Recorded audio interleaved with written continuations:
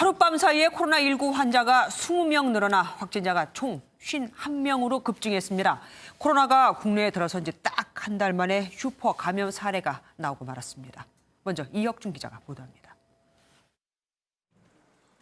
어제 저녁부터 오늘 오후 4시까지 코로나19 확진 판정을 받은 환자는 무려 20명입니다.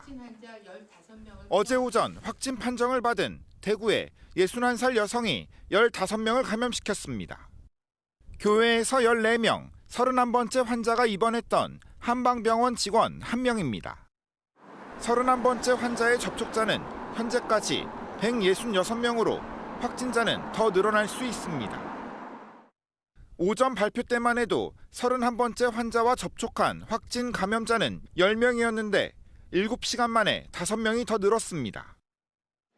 방역당국은 대구에서 발생한 3명의 환자도 31번째 환자와 연관성이 있는지 조사 중입니다. 대구시의 선별진료소는 인원을 확충하고 있으나 경증의 모든 분들이 선별진료소에 모이신 경우 적절한 진료도 어렵고 또 교차 감염의 가능성도 커질 위험이 있습니다. 서울 성동구에 거주하는 77살 남성인 40번째 확진자는 접촉자도 아니고 최근 해외여행 이력도 없었습니다. 32번째 확진자는 우한에서 온 15번 확진자의 처제인 20번 확진자의 딸입니다. 코로나19 확진자가 첫 감염자 발생 한 달 만에 50명을 넘어섰습니다. MBN 뉴스 이혁준입니다. 그런데 이 31번 환자는 의사의 코로나 검사 권유를 2번이나 거부했다고 하죠. 중국에 다녀온 적도 없고 확진자와 접촉한 적도 없어서라고 하지만 결국 31번 환자가 다닌 교회에서만 14명의 확진자가 무더기로 나왔습니다. 전민석 기자가 보도합니다. 31번 환자가 잠복기까지 4번 방문한 신천지 대구교회입니다. 최소 14명이 이곳에서 31번 환자와 함께 예배를 보다 감염됐습니다. 모두 31번째 환자가 다닌 신천지 대구교회를 출석한 것으로 확인되었습니다. 코로나19와 관련해 한국에서 일어난 첫 슈퍼 전파입니다. 31번 환자가 예배를 본 날의 CCTV를 확인해 본 결과 당시 교회엔 최소 500명이 있었습니다. 집단 감염이 확인되면서 폐쇄된 신천지 대구교회입니다.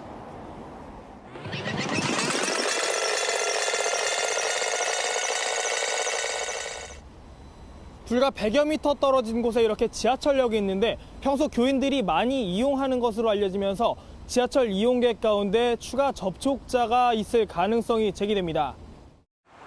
31번 환자가 의사의 코로나19 검사 권유를 2번이나 거부했었다는 사실도 드러났습니다. 감염병 환자라는 거를 강력히 의심해야 되고 이런 조치를 하는 거는 의료기관은 할 수는 없고요. 잘못된 판단이 대량 감염 사태를 불렀습니다. MBN 뉴스 전민석입니다. 하루 만에 15명의 확진자가 발생한 대구는 말 그대로 비상입니다. 시내 대학병원 응급실 3곳이 폐쇄되면서 이젠 코로나뿐 아니라 그냥 아파도 응급실 가기가 힘들어질 지경이 됐습니다. 대구에 있는 취재기자 연결해 보겠습니다. 강영호 기자, 좀 어디입니까? 네, 저는 지금 대구 경북대학교 병원에 나와 있습니다. 37번과 38번, 44번 환자가 현재 이곳에서 치료를 받고 있고 조금 전까지 의심 환자가 이송되는 등 아주 분주한 모습입니다. 병원 측은 음압병상의 환자 중 양성 판정이 나오자 어제 밤부터 응급실을 폐쇄하고 환자들은 모두 1인실로 격리 조치했습니다. 계명대 동산병원 응급실도 의심 환자가 다녀간 것으로 확인돼 신규 환자를 받지 않고 있고 영남대 병원 역시 응급실을 잠정 폐쇄했습니다. 대구시의 방역 체계가 한계에 다다랐다는 얘기도 들리고 있습니다. 네, 권영진 대구시장은 오늘 오전 브리핑을 갖고 코로나19 대응 비상체제로 전환한다고 밝혔는데요. 하지만 지역사회 깊숙이 퍼져 대구시 자체 역량으로 극복하는 데 한계가 있다고 밝혔습니다.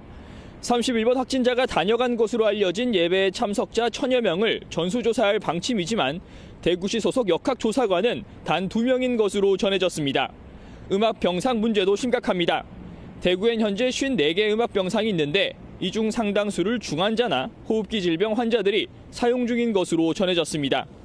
대구시는 우선 코로나19의 환자들에 대해선 다른 병실로 이전 조치하고 경북 등 인근 지자체 음압 병상을 활용하는 것을 추진한다고 밝혔습니다. 지금까지 대구 경북대학교 병원에서 MBN 뉴스 강영호입니다. 무려 15명의 확진자가 돌아다녔을 테니 대구 경북은 거의 패닉 상태에 빠졌습니다. 마스크는 전부 동이 났고 외출도 기피하고 있습니다. 상인들은 마스크를 쓰지 않은 손님은 아예 받지도 않습니다. 심우영 기자가 취재했습니다. 신천지 교회 신도들이 자주 오는 교회 뒤편입니다. 주민들은 극도의 불안감을 호소하고 있습니다. 교회 신도들이 골목 내 식당 등에 자주 오갔지만 방역에서는 빠졌기 때문입니다. 불안해 죽겠어요. 놀러도 못 가고 집에 들어앉아야 되고. 교회 옆 아파트 주민들은 외출을 자제하고 상인들은 마스크를 쓰지 않은 손님은 받지도 않습니다. 주민들은 언제 어디서 감염될지 모른다는 불안에 시달리고 있습니다. 지하철을 타는 과정에서 특히 다른 사람들을 만나 제가 감염될 수도 있을 것 같아서 되게 불안하기도 하고. 대구 도심 풍경도 하루 만에 급변했습니다. 대구의 중심인 동성로입니다. 지난주만 해도 마스크를 쓰지 않은 시민들이 많았지만 확진자가 늘면서 지금은 모든 시민들이 마스크를 착용했습니다. 하지만 대구 지역 약국이나 마트에선 보건용 마스크가 동났습니다. 평상시보다 한 10배 넘게 팔렸죠. 사람들이 한 개 하다가 5개, 10개씩 거의 있는 만큼 나가자는데 지금은 없어요. 대구 경북 시민들은 그야말로 패닉에 빠졌습니다. MBN 뉴스 심우영입니다. 집단 감염이 발생하면 보통 위기 경보를 경계에서 심각 단계로 올리지만 정부는 아직은 아니라고 밝혔습니다. 심각 단계가 되면 중국 우한이 그랬듯 대구에도 봉쇄 조치가 내려질 수 있거든요. 31번째 환자가 10명 이상을 감염시킨 것으로 보이지만 아직은 슈퍼 전파자로 결론 내리지도 않았습니다. 이현재 기자가 보도합니다. 대구시에서 확진자가 무더기로 나왔지만 보건당국은 충분히 대응할 수 있다는 입장입니다. 중국 우한시처럼 대구를 봉쇄하거나 이동 중지 명령을 내릴 계획도 아직 없다고 밝혔습니다. 대구시를 갖다가 봉쇄하거나 이런 것을 검토한 바 없습니다. 그 원인을 저희가 현재까지는 파악하고 있는 상황이기 때문에 31번째 확진자가 같은 교회를 다니는 신도 14명을 감염시킨 것으로 드러나면서 슈퍼 전파자로 의심되고 있지만 보건당국은 아직 단정하기 이르다며 말을 아꼈습니다. 아직은 누가 누구에게 전염을 시켰는지에 대한 좀 심층 분석을 해야 될 것 같고요. 그 밀접 접촉이 상당히 많이 일어났을 걸로는 추정을 하고 있습니다. 보건당국은 상황이 엄중한 만큼 중수본 인력을 대구에 직접 파견해 대응하고 있다고 말했습니다. MBN 뉴스 이현재입니다. 31번 환자가 다녔다는 신천지 교회에서 감염된 것으로 보이는 2명은 영천에 살고 있습니다. 경북에서도 첫 번째 확진자가 나온 거죠. 확진자들이 다녀간 병원 의원 8곳을 비롯해 총 147개의 시설이 문을 닫았습니다. 확진자가 격리돼 있는 동국대 경주병원 연결해 보겠습니다. 박상호 기자 전해주시죠. 네, 저는 지금 경북 영천 확진자 3명 중 2명이 격리된 동국대 경주병원에 나와 있습니다. 확진자 2명은 현재 이 병원 8층에 있는 음압병동에 따로 격리된 상태입니다. 병원 측은 일부 출입구만 열어놓고 입구에서 발열 여부와 방문자의 신상을 일일이 검사하고 있습니다. 이 병원에 격리된 39번과 41번 그리고 경북대 병원에 입원 중인 37번 환자 모두 신천지 대구교회의 같은 교인으로 확인됐습니다. 이들은 확진 판정을 받기 전까지 영천 지역 병원 여러 곳에서 진료를 받은 것으로 드러났습니다. 영남대 영천병원 응급실 등 확진자가 다녀간 병의원 8곳을 비롯해 주변 식당과 각종 시설 등 147곳이 폐쇄됐습니다. 방역당국은 혹시 모를 상황에 대비해 영천 지역 어린이집 47곳 모두 휴원 조치하고 유치원과 초등학교 입학식도 가급적 연기하거나 취소해 줄 것을 요청했습니다. 지금까지 동국대 경주병원에서 MBN 뉴스 박상호입니다. 대구에서 발생한 코로나19 확진자 중 한 명이 지난 주말 SK 하이닉스 신입 직원과 접촉한 것으로 확인됐습니다.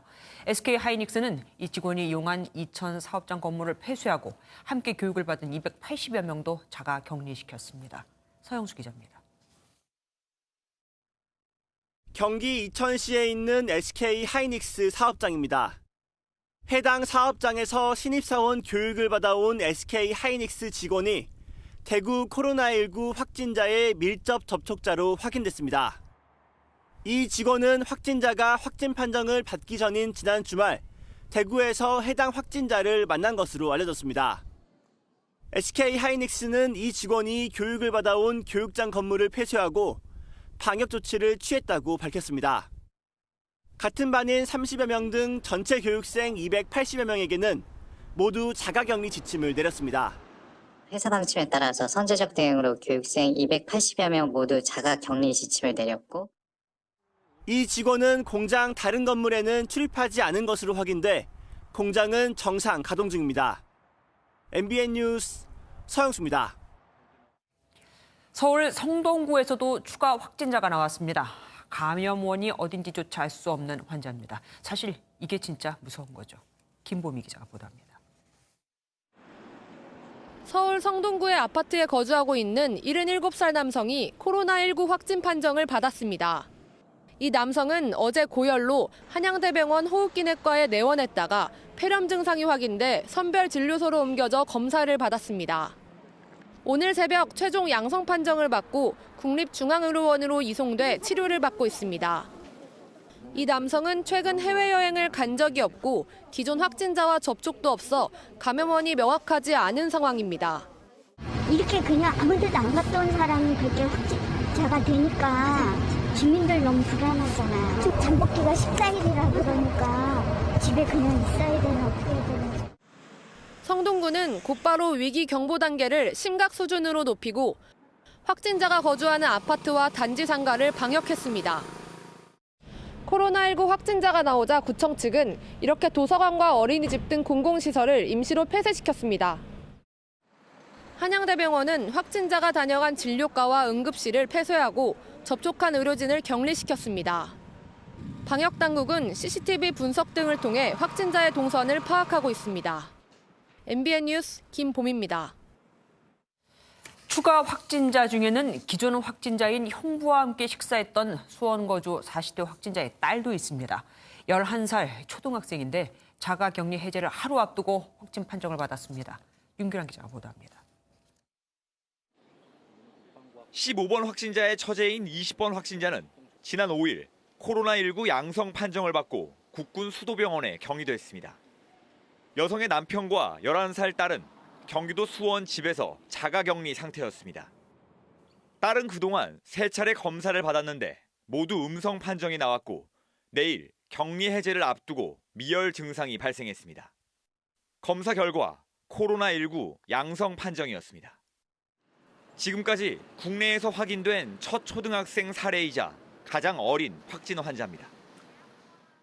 확진을 받은 어린이는 이곳 분당 서울대병원 음압격리병실로 옮겨졌습니다.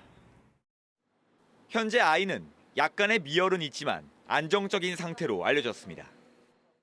아이는 그동안 방학 기간이라 다행히 추가 접촉자는 없는 것으로 파악됐습니다. 역학조사를 하면서 자가격리 유지하신 건지 그거는 조사를 하십니다. 보건당국은 아이가 확진 판정 이후 매우 불안해하고 있어 20번 확진자인 엄마를 분당 서울대병원으로 이송해 함께 치료하고 있다고 밝혔습니다.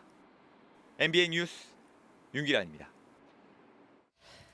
대구 봉쇄 얘기까지 나오면서 코로나19가 국가 재난 사태로까지 가는 건 아닌가 우려가 커지고 있습니다. 복지부 담당하는 이수아 기자 나와 있습니다. 어서 오십시오. 수명의 환자가 하루 만에 나왔습니다. 이제는 지역사회 감염으로 우리가 봐도 되는 거 아닙니까? 네, 어제는 감염 경로를 알 수 없는 환자가 3명이 나왔고 오늘은 대구에서 이른바 슈퍼 전파 첫 사례가 나왔죠. 네. 하지만 오늘도 아직 전국 확산으론 보기 어렵다는 보건당국의 기본 입장에는 변화가 없었습니다. 들어보시죠. 저희가 이 질병의 특성에 대해서 계속 말씀드리면서 지역 감염의 위험성이 상존한다라고 말씀을 드렸습니다. 전국적인 그런 감염의 확산이냐 그렇게 보기에는 아직은 그렇게 판단하고 있지는 않고 네, 이런 이유로 아직 이전보다 현재 바이러스 노출 위험도가 올라갔다고 보긴 이르다는 판단입니다. 하지만 이 발표는 확진자가 15명이었던 오후 2시에 이뤄진 거고 네. 오후 5시쯤에 5명 확진자가 더 나왔잖아요. 네, 내일은 공식 입장이 바뀔 수도 있을 듯합니다. 보건당국 입장이야 뭐 그렇다지만 막상 지자체나 의료계의 의견이 다르지 않겠습니까? 자체적으로 대응 단계를 올리는 곳도 있잖아요. 네, 현재 보건당국은 코로나19가 일부 지역에서 제한적으로 전파됐다고 보기 때문에 세 번째 단계, 경계 단계를 시행 중인데요. 일단 오늘 감염 경로를 알 수 없는 확진자 1명이 발생한 서울 성동구에서 중앙정부 조치와는 별개로 대응 단계를 최고 등급, 심각으로 올리겠다고 발표했습니다. 예. 이 대구교육청도 대응 단계를 자체 격장했습니다. 관내 모든 유치원은 휴업에 들어간다는 방침입니다. 서울시도 오늘 코로나19 관련해서 종합대책회의를 했는데요. 박원순 시장이 이 자리에서 중앙정부의 위기 경보 단계를 경계에서 심각으로 올릴 것을 건의했습니다. 지금까지는 이 질본의 지침을 바탕으로 지자체가 따르는 모습이었다면 이 상황이 심각해지면서 이 패턴이 조금은 달라지는 양상입니다. 지자체가 올리는 것과 국가가 올리는 것과 뭐가 어떻게 다릅니까? 네, 뭐 사실 전체 위기경보 단계 상향보단 제한적일 수밖에 없는데요. 네. 뭐 성동구의 경우를 보자면은 24시간 재난안전대책본부를 운영하고 도서관이나 복지관 등 구사나 공공시설을 7일간 전면 폐쇄 조치합니다. 또 다중이용시설의 경우에는 방역 횟수를 더 늘리는 쪽으로 조정된다고 보시면 됩니다. 국가적으로 심각 상황을 올리면 이제 지역을 봉쇄하지만 지자체에서 하는 건 그렇게까지 하지는 않는군요. 예. 그리고 앞에서도 우리가 잠깐 봤지만 오늘 가장 난리가 난 건 바로 대구였습니다. 도시 봉쇄 얘기까지 나왔는데 실제로 가능성이 있긴 있는 겁니까? 네, 이 부분에 대해서는 오전 브리핑에서 확실한 대답이 나왔습니다. 이 대구시를 봉쇄하거나 이동을 중지하는 명령은 아직 검토하고 있지 않다고 밝혔습니다. 교회를 중심으로 다수 확진자가 발생하고 있기 때문에 위기 관리가 이 정도는 가능하다는 판단으로 보입니다. 그런데 대구 경북에 이어서 부산에서도 의심 환자가 나왔다면서요. 이거 어떡합니까? 예, 부산에서도 지금 해운대 백병원과 개금 백병원 이렇게 두 곳의 응급실이 폐쇄됐습니다. 해운대는 내원했던 40대 여성이 폐렴 증세를 보여서 검사가 진행 중인데 지금 오늘 밤쯤이면 결과가 나올 것으로 보이고요. 이 개금 백병원은 70대 의심 환자가 있고 내일 오전에 결과가 나올 예정이라고 합니다. 두 사람의 진단 결과 모두 기다려봐야겠지만 만약에 확진이라면 부산까지 감염 지역에 포함되는 겁니다. 그럼 뭐 전국 확산으로 가는 거죠. 뭐. 또 대구 슈퍼 전파자로 의심되는 31번 환자와 관련해서 오늘 참 여러 가지 소문 아닌 소문이 많았습니다. 뭐 병원에서 행패를 부렸다, 검사를 거부했다, 여러 가지 있는데 뭐 확인된 게 있습니까? 네, 일단 31번 환자가 병원에서 검사를 거부했다는 부분은 맞는 것으로 확인이 됐습니다. 하지만 의사의 검사 권고는 사실상 강제력이 없기 때문에 거부한다고 해서 처벌 대상이 된다거나 이런 것은 아닙니다. 감염병 예방법 강제 조항을 살펴보면요. 강제적으로 검사를 받게 하는 것은 지자체장의 권한이지 의료기관은 아니거든요.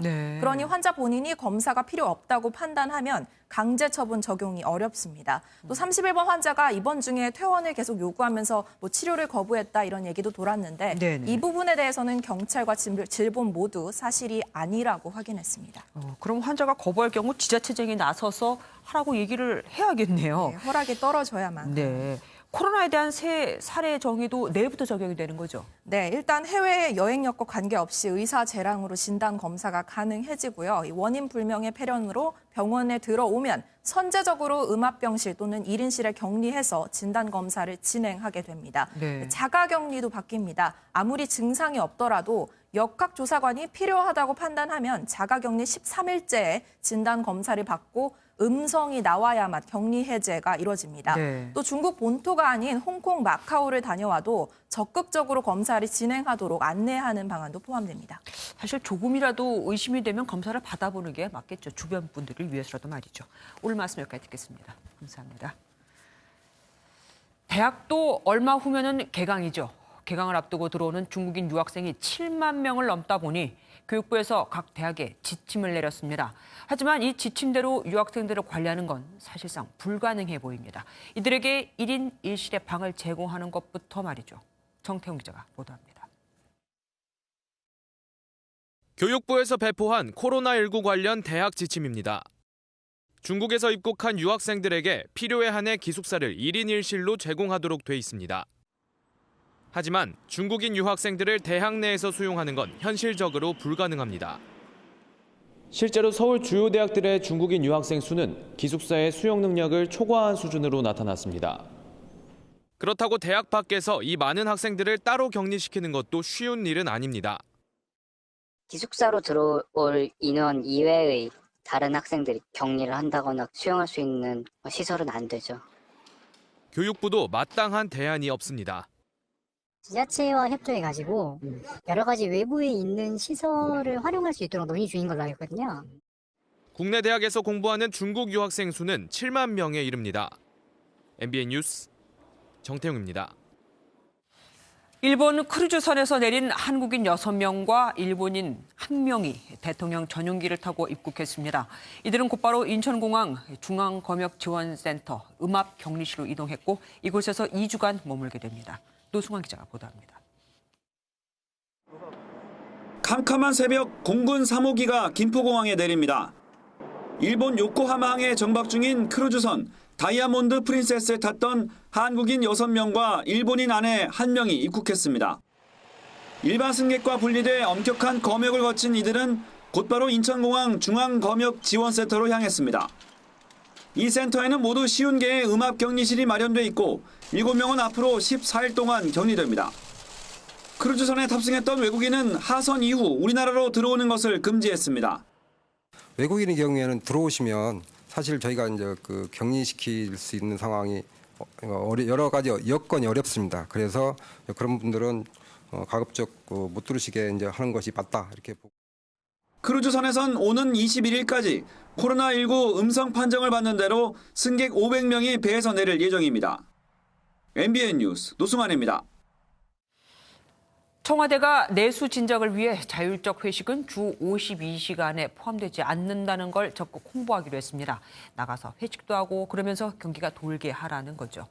문 대통령은 경기가 좋지 않다며 하소연한 상인이 공격받는 것에 대해 안타깝다며 애둘러 자제를 호소했습니다. 황재영 기자입니다. 청와대는 코로나19로 인한 내수 침체를 막기 위해 지난 13일 경제계에서 요청한 건의사항 16개를 모두 수용하기로 했습니다. 특히 자율적 회식이 주 52시간에 포함되는지 명확히 해달라는 이재용 삼성전자 부회장의 건의에 무관하다는 점을 적극 홍보할 것이라고 답했습니다. 비상한 시기인 만큼 실기하지 않고 긴급하게 처방해야 된다는 점에서 신속하게 수용 결정하였습니다. 현대차가 건의한 항공운송비 인하는 물론 피해 기업의 세금 납부 기한을 연장하고 중국 주재원에게 대통령 격려 영상도 보내기로 했습니다. 문 대통령은 시도 교육감과 만나 대구 한 교회에서 확진 환자가 급증한 것에 대해 더 촘촘한 방역을 주문했습니다. 그 해외 등과 같은 다중이용시설에 대한 방역을 더욱 강화해야 합니다. 한편 문 대통령은 경기가 거지 같다고 말했다가 신상 털기 등 비난을 받은 충남 아산의 한 상인에 대해 그분이 공격받는 것이 안타깝다고 말했습니다. 문 대통령은 청와대 대변인을 통해 안타깝다는 뜻을 별도로 전하면서 친문 지지자들에게 해당 상인을 비난하지 말아달라는 요청을 애둘러 표현한 것으로 풀이됩니다. MBN 뉴스 황지연입니다. 코로나19로 중국 내 사망자 수가 2,000명을 넘어선 상황에서 시진핑 체제를 향한 지식인들의 비판의 목소리가 점점 커지고 있습니다. 언론을 그렇게 통제하지만 않았어도 이렇게까지 일이 커지진 않았을 거라는 겁니다. 김희경 기자가 보도합니다. 걷잡을 수 없이 확산한 코로나19 사태에 대한 초기 대응 부실을 놓고 중국 시진핑 국가주석에 직접적인 책임을 묻는 비판의 목소리가 커지고 있습니다. 홍콩 사우스차이나 모닝포스트에 따르면 중국 베이징대 법학 교수인 허웨이팡은 지난 17일 중국 위챗을 통해 언론에 친필 서한을 보냈습니다. 허 교수는 코로나19 첫 발병 후 실태 공개까지 2달 가까이 걸린 이유를 따져 묻고 우한이나 후베이성에 신문, TV 등이 자유롭게 보도할 수 있었다면 인민이 이처럼 참혹한 지경에 놓이진 않았을 것이라고 비판했습니다. 앞서 칭화대 법학 교수 쉬장룬도 해외 웹사이트에 게재된 글을 통해 초기 대응이 실패한 것은 중국에서 시민사회와 언론의 자유가 말살됐기 때문이라고 지적했습니다. 우한에 있는 화중사범대학의 탕이밍 국학원 원장과 동료 교수들은 공개 서한을 내고 이번 사태의 핵심은 헌법이 보장한 언론의 자유 부재라고 강조했습니다. 인민대학 산하 중앙금융연구원도 대학 산하 연구소로는 이례적으로 당국을 비판했습니다. 자진징 등 연구원 9명은 보고서에서 당국은 극단적인 조치에 의존해 모든 것을 중단시키고 무분별하게 행동해 혼란을 초래하고 있다고 비판했습니다. 중국의 코로나19로 인한 누적 사망자가 2,000명을 넘어서고 의료진의 인명피해도 잇따르는 가운데 발원지인 후베이성 방문을 일정에서 제외해 거센 비판을 받은 세계보건기구는 중국 파견팀의 후베이성 방문을 재검토 중인 것으로 알려졌습니다. MBN 뉴스 김희경입니다. 코로나19가 공기 중에 떠있는 고체 또는 액체 미립자인 에어로졸을 통해 전파될 가능성을 중국 국가위생건강위원회가 처음으로 인정했습니다. 상대적으로 밀폐되는 환경에서 장시간 고농도의 에어로졸에 노출되면 에어로졸을 통한 전파 가능성도 있다고 설명했습니다. 다음 소식입니다. 다스는 누구 것입니까? 항소심 재판부가 자동차 부품업체 다스의 실소유주는 사실상 이명박 전 대통령이라고 결론짓고 징역 17년을 선고했습니다. 뇌물과 횡령 액수가 늘면서 1심보다 형량이 2년 늘었는데 보석이 취소되면서 이 전 대통령은 다시 구속 수감됐습니다. 임성재 기자입니다. 검은색 코트를 입은 이명박 전 대통령이 법원에 도착합니다.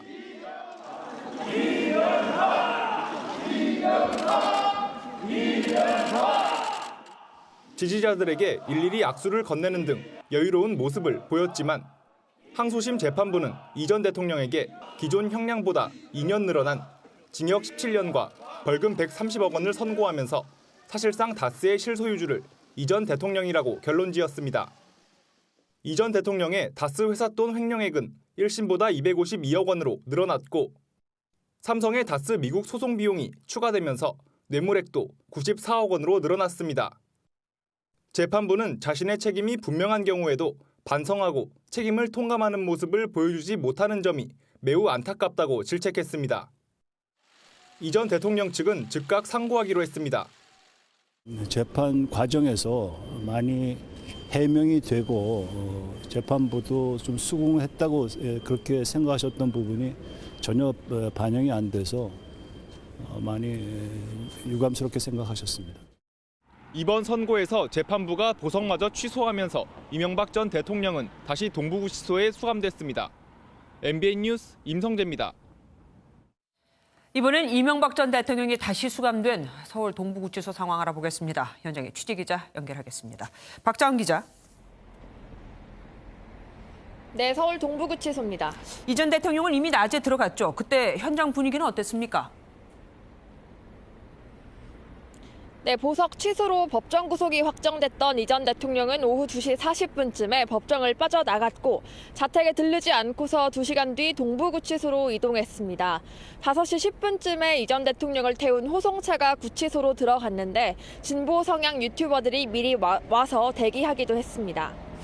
경찰은 만일의 사태에 대비해서 예비 병력으로 한두 개 중대 정도를 배치했는데요. 충돌과 같은 특이 상황은 없었습니다. 현재 경찰은 모두 철수한 상황입니다. 다시 법정 구속이 됐잖아요. 이 전 대통령도 이거는 예상치 못했던 것으로 보이죠. 네, 제가 지켜본 바로는 이 전 대통령 본인과 지지자들은 전혀 예상하지 못했던 것 같았습니다. 담담한 표정으로 법정에 들어갔던 이 전 대통령은 선고 직후 황망한 표정으로 허공을 바라봤습니다. 그럼에도 법정 앞줄에 앉았던 10여 명의 지지자들과 일일이 악수하며 고생했어 갈게라고 웃으며 인사하는 의연함을 놓지 않았습니다. 늘어난 횡령액과 뇌물 액수가 재수감되는 데에 결정적인 요인이 됐던 것으로 보이는데요. 350일 만에 다시 구속된 이 전 대통령은 원래 머물렀던 이곳 동부구치소 독방에서 생활할 것으로 보입니다. 공교롭게도 형인 이상득 씨가 지난해 5월부터 뇌물 혐의로 이곳에 수감돼 있으니 형제가 모두 같은 곳에서 수감되는 상황이 벌어졌습니다. 지금까지 서울 동부구치소에서 MBN 뉴스 박지안입니다. 불법이냐 혁신이냐를 놓고 치열한 공방을 벌인 타다의 무죄가 선고됐죠. 타다는 불법 콜택시가 아닌 합법적인 렌터카라고 본 겁니다. 김지영 기자가 보도합니다. 스마트폰 앱으로 기사가 딸린 11인승 승합차를 호출해 이용하는 차량 공유 서비스 타다. 여객 운송 허가를 받지 않은 불법 콜택시라는 검찰의 주장과 합법 렌터카라는 타다 측이 팽팽히 맞섰습니다.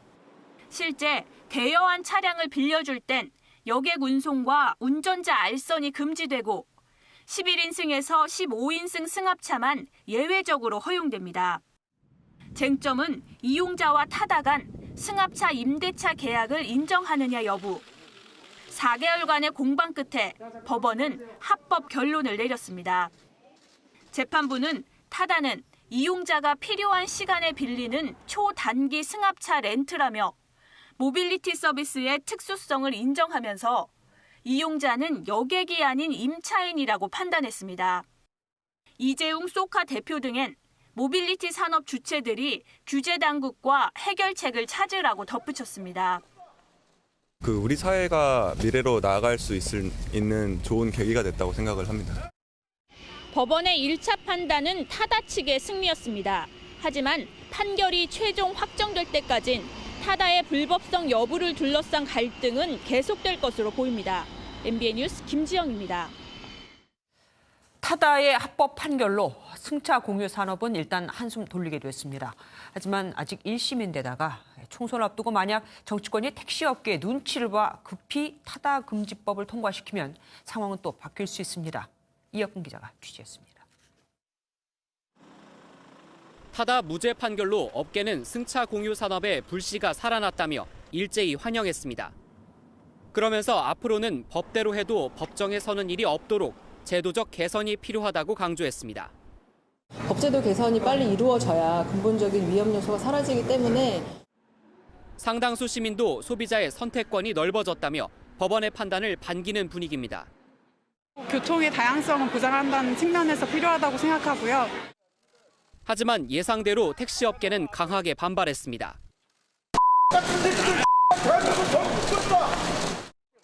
법원이 유사 택시업계에 면죄부를 준 것이라며 대규모 투쟁을 예고했습니다. 여객 운송의 질서가 무너지는 것이고 더 큰 투쟁이 진행될 수밖에 없다라는 입장입니다. 택시업계의 반발은 국회에 계류 중인 타다 금지법에도 영향을 미칠 수 있습니다. 당장은 법원 판결로 힘이 빠졌지만 총선을 앞두고 정치권이 27만 명에 달하는 택시업계 표심을 외면할 수 없는 까닭입니다.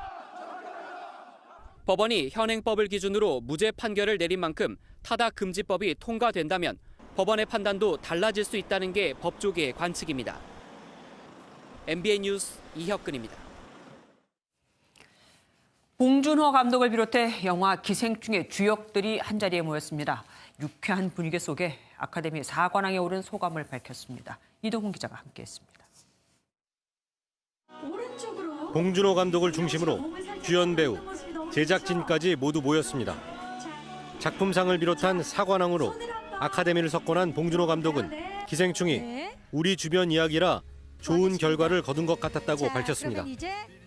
우리 이웃에서 볼 수 있을 법한 얘기들을 또 우리 한국 이제 우리 이렇게 뛰어난 또 앙상블의 배우들이 그걸 되게 실감나게 표현한 어떻게 보면 이렇게 좀 우리 현실에 기반하고 있는 분위기의 어떤 톤의 영화이기 때문에. 봉준호와 환상적인 호흡을 보인 배우 송강호는 아카데미 시상식에 벅찬 순간을 전하며 폭소를 자아냈습니다. 칸느 영화제 때 제가 너무 과도하게 하는 바람에 감독님 갈비뼈 실금이 같다라는 얘기가 있고 그래서 이번에는 얼굴 위주로 그래서 어떨 때는 뺨을 때리기도 하고. 바쁜 일정을 소화한 봉준호 감독은 휴식을 취하고 싶지만 다시 일해야 하는 이유를 밝히기도 했습니다. 오늘 아침에 마틴 스콜세지 감독님이 편지를 보내오셨어요. 네. 그동안 수고했고 이제 좀 쉬라고. 대신 조금만 쉬어라. 뭐 나도 그렇고 다들 차기작을 기다리니까 조금만 쉬고 빨리 일하라고 이렇게 문자. 봉 감독은 오는 26일 개봉하는 기생충 흑백판을 만든 것에 대해 고전 클래식 영화에 대한 동경이 있었다고 밝혔습니다. 미국 HBO와 드라마 기생충 제작을 진행 중이기도 한 봉 감독은 오래전부터 구상하던 차기작 2편의 작업에 몰두할 계획입니다. MBN 뉴스 이동훈입니다. 이 기자회견에는 조연 배우들과 제작진 등 숨은 주역들도 모두 함께했습니다. 세계 각국에서 모인 취재진 500여 명의 취재 열기도 대단했습니다. 조희로 기자입니다. 강렬한 씬 스틸러면서 존재 자체가 스포일러였던 근세 역의 박명호는 아카데미 뒷이야기를 풀어내며 폭소를 자아냈습니다. 아무도 못 알아봤습니다. 제가 모습이 심하게 변해 있었기 때문에 조용히 모르게 숨어서 진행하고 있었고요. 그래서 문을 열고 미친 사람이 들어온다는 뜻의 문광은 해외에서 더 인기가 많았습니다. 세계에서 이렇게 각광을 받다 보니까 굳이 헐리우드를 안 가도 영화를 잘 찍으면 이렇게 세계가 알아주는데 외국에서 만약에 제의가 온다면 Of course, why not? Wow, ready! 라고 얘기해주고 싶고. 아카데미 편집상 후보에도 올랐던 양진모 편집감독의 웃지 못할 후일담도 화제였습니다.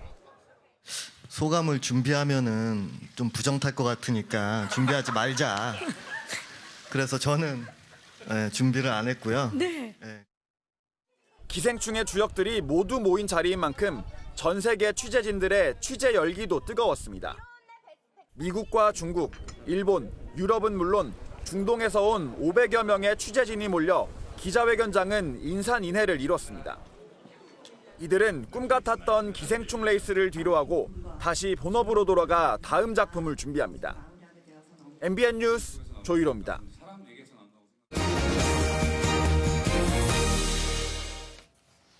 민주당이지만 조국 전 장관을 반대했던 금태섭 의원의 지역구에 정봉주 전 의원에 이어 이번엔 조국 전 장관을 찬성했던 김남국 변호사가 도전장을 던졌죠. 민주당 지도부는 자칫 이번 선거가 친조국 대 반조국이 될까 김 변호사를 만류했지만 김 변호사가 강행한 겁니다. 그래서 벌써부터 당 지도부에서 김 변호사에 대한 공개 비판이 나오고 있습니다. 선한빛 기자입니다. 김남국 변호사가 지도부 만류에도 금태섭 의원 지역구인 서울 강서갑 출마를 강행하기로 했습니다. 김 변호사는 예비 후보 추가 공모 마감 직전 공천 신청서를 제출한 뒤 MBN과 통화에서 조국 대전 논란을 극복하겠다고 밝혔습니다. 조국 대 반조국 이 프레임을 다른 말로 바꿔보면 검찰개혁 찬성 대 검찰개혁 반대 이 프레임이라고 저는 생각이 들고요. 또 다른 프레임으로 바꿔보면 청년 정치인 도전 대 기득권 정치 패배 이렇게 바꿀 수 있지 않을까라는 생각. 김 변호사는 또 금 의원을 향해서도 검찰개혁에 반대하는 거냐, 국민이 들었던 촛불이 부끄러운가라며 날을 세웠습니다. 당에서는 겨우 수습한 조국 논란이 재현돼 수도권 표심에 악영향을 줄까 우려합니다. 이미 민주당 의원들이 모인 SNS 단체방에서 우려 섞인 의견들이 올라오는가 하면 김 변호사를 공개적으로 비판한 지도부의 쓴소리가 나오기도 했습니다. 청년 정치에서 생물학적 나이보다 더 중요한 것은 청년 정신일 것입니다. 김남국 변호사님께도 스스로 정치의 영역에서 청년의 정신을 실현해 왔는지 되물어 보시기를 권해드립니다. 이런 가운데 민주당은 서울 광진을의 고민정 전 청와대 대변인을, 경기 용인정의 이탄희 전 판사 등을 전략 공천하기로 결정했습니다. 민주당은 내일 선대위를 발족하고 전략 공천 후보 추가 발표도 서두르는 등 본격 선거 체제로 돌입합니다. MBN 뉴스 선한빛입니다. 어렵게 보수 진영 통합을 이뤄낸 미래통합당이 본격적인 공천 작업을 벌이고 있지만 잡음이 끊이질 않고 있습니다. 유승민 의원이 김형호 공천관리위원장에게 불만을 가진 것으로 보이는 문자 메시지도 포착됐습니다. 권영범 기자입니다. 이해훈 미래통합당 의원이 유승민 미래통합당 의원과 주고받은 SNS 메시지입니다. 이현주는 부산으로 단수 공천받고 이해훈은 컷오프, 지상욱은 수도권 경선, 하태경은 경선이란 문구가 눈에 띕니다. 유 의원은 김형호가 갈수록 이상해지네라며 대화를 마무리합니다. 이 같은 메시지는 김형호 공천관리위원장이 새로운 보수당 출신 의원들에 대해 엄격한 공천 잣대를 들이대며 불이익을 주고 있다는 의미로 읽힙니다. 문자 공개 직후 김 위원장은 불쾌한 감정을 감추지 않았습니다. 요즘은 카메라 성능이 좋아서 찍으면 다 나오던데. 이현주 미래통합당 의원의 부산 중구 영도구 전략공천과 관련해서도 잡음이 이어졌습니다. 장제원 미래통합당 의원은 이 의원을 향해 통합의 잉크도 마르기 전에 경거망동을 삼가라고 경고했고, 중구 구민들과 영도 구민들이 그렇게 우스워 보입니까? 그렇게 교만하면 부산 시민들이 용납 안 해요. 김무성 미래통합당 의원은 전략공천 불가 입장을 재차 강조했습니다. 열심히 하고 있는데 전략공천 해가지고 온다면은 그 사람이 가만히 있겠는가? 경선하는 것이 옳다. 한편 공천관리위원회는 수도권 4개 지역에 단수공천, 5개 지역에 전략공천을 하기로 하는 등 수도권 공천에 속도를 내고 있습니다. 내일은 황교안 대표와 홍준표 전 대표, 그리고 고향 출마 의지를 굽히지 않고 있는 김태호 전 경남지사 등 거물급 인사들이 면접을 치를 예정입니다. MBN 뉴스 권영보입니다. 심재철 미래통합당 원내대표가 교섭단체 대표연설에서 추미애 법무부 장관을 겨냥해 이성을 잃은 망나니 칼춤이라고 비판했습니다. 황교안 대표는 코로나 감염병 위기 단계를 심각으로 올려야 한다고 주장했습니다. 우정환 기자입니다. 미래통합당 교섭단체 대표연설에 나선 심재철 원내대표는 문재인 정부 3년이 재앙의 시대였다며 포문을 열었습니다. 청와대 수사 공소장 비공개와 검찰 인사를 언급할 때는 직접 추미애 법무부 장관을 겨냥해 비판 수위를 높였습니다. 추미애 장관의 검찰 죽이기는 이성을 완전히 상실한 권력의 망나니 칼춤입니다. 심 원내대표는 그러면서 고위공직자 범죄수사처법과 연동형 선거제, 부동산 정책을 폐기하겠다며 국민이 총선에서 심판해달라고 촉구했습니다. 연설을 듣던 더불어민주당 의원들은 심 원내대표가 코로나19에 대한 정부 대응을 문제 삼자 거세게 항의했고 연설 내용에 대해서도 혹평했습니다. 정부를 헌정재앙, 민생재앙, 안보재앙으로 규정한 것은 분열과 갈등을 증폭시키겠다는 저주가 담긴 막말일 뿐입니다. 황교안 통합당 대표는 기자회견을 열어 청와대와 정부의 코로나19 대응을 비판했습니다. 문재인 대통령의 머지않아 종식될 것이라고 하는 이런 발언, 정말 섣부른 오판일 뿐만 아니라 사태 대응을 더 느슨하게 만든 원인으로 작용했습니다. 황 대표는 또 중국 전역을 방문한 외국인 입국 금지 조치를 강화하고 감염병 위기 대응 단계를 최고 수준인 심각 단계로 올려야 한다고 주장했습니다. MBN 뉴스 우종환입니다.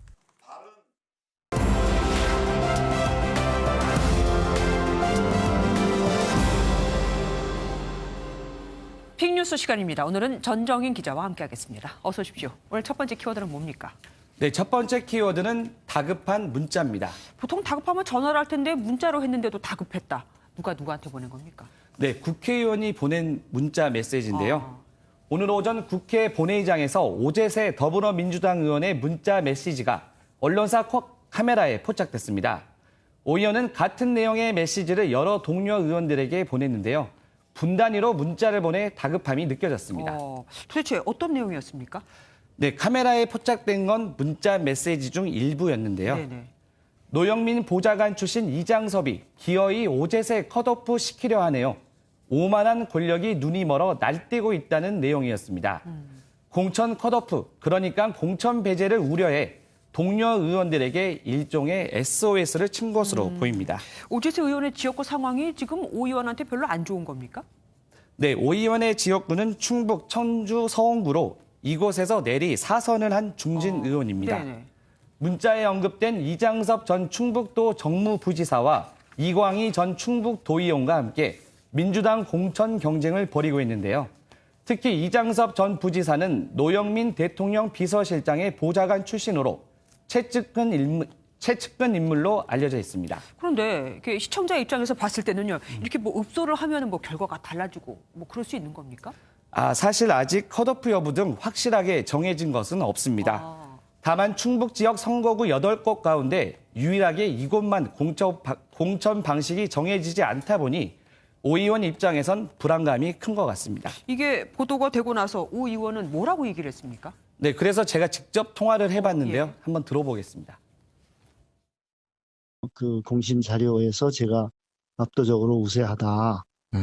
그러니까 경선하는 거는 아무 문제가 없을 것이다 하는 거를 제가 들었거든요. 그랬는데 지금 이제 들리는 소문에 의하면 제가 컷오프 대상으로 되고 있다고 하는 겁니다. 네, 오 의원은 만약 자신이 컷오프가 되면 권력이 개입한 것으로 볼 수밖에 없다며 반드시 경선을 해야 한다고 주장했습니다. 예, 여야를 막론하고 지금 물갈이 바람에 다들 떨고 있는 것 같습니다. 두 번째 키워드는 뭡니까? 네, 두 번째 키워드는 대통령 하야입니다. 문재인 대통령 얘기하는 겁니까? 예전에 전광훈 목사가 그런 얘기를 한 적은 있습니다만 또 누가 얘기를 했습니까? 네, 전 목사는 아니고요. 네. 이번에 문재인 대통령의 하야를 주장한 사람은 현직 판사입니다. 바로 김동진 서울중앙지법 부장판사인데요. 그런데 김 부장판사는 법원 내 진보 성향의 판사 모임인 우리법 연구회 출신으로 대표적인 진보 성향 판사로 꼽히는 인물입니다. 원세훈 전 국정원장이 무죄 받았을 때 뭐 법치는 죽었다 얘기했던 바로 그분이죠? 네, 맞습니다. 이런 김 부장판사가 자신의 SNS를 통해 문재인 대통령의 하야를 요구하는 장문의 글을 올린 겁니다. 네, 구체적으로 뭐라고 글을 올렸습니까? 네, 서두에서 문재인 정권 지지를 철회하겠다고 밝힌 김 부장판사는 문 대통령을 작심하고 비판했습니다.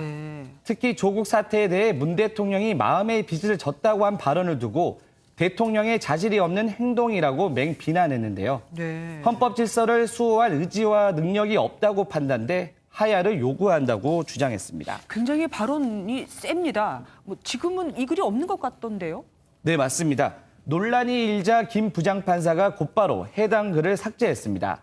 김 부장판사는 언론 보도가 되는 것을 원치 않았는데 나오면서 해당 글을 삭제했다고 밝혔고 주위에 글을 올린 것을 후회한다고 말한 것으로 알려졌습니다. 비록 이 글을 본인이 내리긴 했지만 대표적인 진보 성향 판사인데 이런 분이 문재인 대통령의 하야를 주장했다. 굉장히 충격적이기도 합니다. 오늘 말씀 여기까지 듣겠습니다. 감사합니다. 우리 기술로 만든 세계 최초의 환경위성 천리안 2비호가 성공적으로 발사됐습니다. 그동안은 황사 정도만 관측이 됐었는데 이젠 입자가 작은 미세먼지까지 측정할 수 있게 됐습니다. 언제 어디서 미세먼지가 시작되고 누구에게 피해를 주는지까지도요. 신용식 기자가 보도합니다.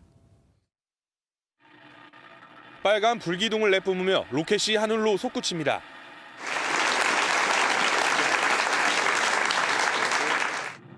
우리 기술로 만든 세계 최초의 환경위성 천리안 2비호가 성공적으로 발사된 순간입니다. 개발 기간만 9년, 4천억 원 가까이 투입된 천리안 2비호는 앞으로 한반도 주변의 대기와 해양 상황을 24시간 감시할 예정입니다. 한반도 상공을 잠깐씩 지나는 위성과 달리 36,000km 상공의 일정한 궤도에 머물며 실시간으로 모니터링하는 겁니다. 특히 황사 입자는 물론 초미세먼지 입자까지 측정할 수 있다는 게 가장 큰 특징. 우리나라와 중국 등 동아시아 13개 국가를 관측하며 미세먼지가 어디서 시작돼 어떻게 이동하는지 규명할 수 있을 것으로 기대됩니다. 성능을 최적화하는 테스트를 한 몇 개월 합니다. 6개월 정도. 10월부터 실제 임무를 수행할 것 같고요. 우리나라를 시작으로 2, 3년 후에는 미국과 유럽도 환경위성을 쏘아 올릴 예정이어서 글로벌 환경 감시 체계가 구축될 전망입니다. MBN 뉴스 신용식입니다. 법무부가 추미애 장관 주재로 모레 열릴 예정이었던 전국 검사장 회의를 돌연 무기한 연기했습니다. 법무부는 일선 검사들에게 수사, 기소, 분리 방침에 대한 의견을 자유롭게 들을 예정이었지만 코로나19 감염이 확산하는 상황에서 대응에 만전을 기하기 위해 잠정 연기한다고 밝혔습니다. 2002세대인 설기현 감독이 경남 지휘봉을 잡고 프로축구 K리그 데뷔를 앞두고 있는데요. 유럽에서 선수 시절을 보낸 경험을 살려 경남을 1부 리그에 올려놓겠다고 벼르고 있습니다. 구경호 기자입니다. 매의 눈으로 연습 경기를 지켜보던 설기현 감독이 외국인 선수에게 차분하게 영어로 개선점을 설명합니다. And then sometimes when you lose ball, you just look at the ball and stay still. You go defend immediately. 전지훈련 기간 다양한 영상 장비를 활용해 선수들에게 팀의 방향을 이해시키려 노력하는 모습도 인상적입니다. 선배 같고 형 같고 또 어쩔 때는 감독님 같고 선수들이랑 같이 커뮤니케이션을 많이 하고 굉장히 팀워크를 강조하시기 때문에 선수들이 자부심을 느낄 수 있도록 새로 만든 유니폼 제작에도 직접 참여한 설기현 감독. 이번에 처음 프로 지휘봉을 잡았지만 다양한 경험을 살려 경남을 강등 첫해 곧장 1부 리그로 승격시키겠다는 각오입니다.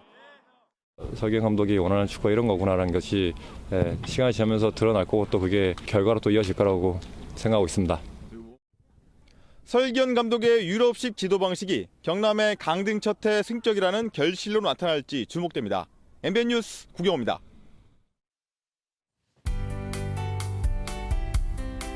오늘은 추위가 누그러지며 봄 기운이 감돈다는 봄의 두 번째 절기 우수였습니다. 절기답게 대부분 지역의 기온이 평년 수준을 웃돌며 공기가 부드러워졌는데요. 내일은 오늘보다 기온이 조금 더 오릅니다. 서울의 아침 기온은 영하 1도, 낮 기온은 9도로 아침과 낮의 기온차가 10도가량 벌어지겠고요. 광주도 한낮에는 15도 선까지 오르겠습니다. 내일도 고기압의 영향으로 대체로 맑겠고 기온도 크게 오르면서 포근한 겨울 날씨를 보이겠습니다. 오늘 대기질도 좋음에서 보통 수준 보이며 바깥 활동하기 무난했는데요.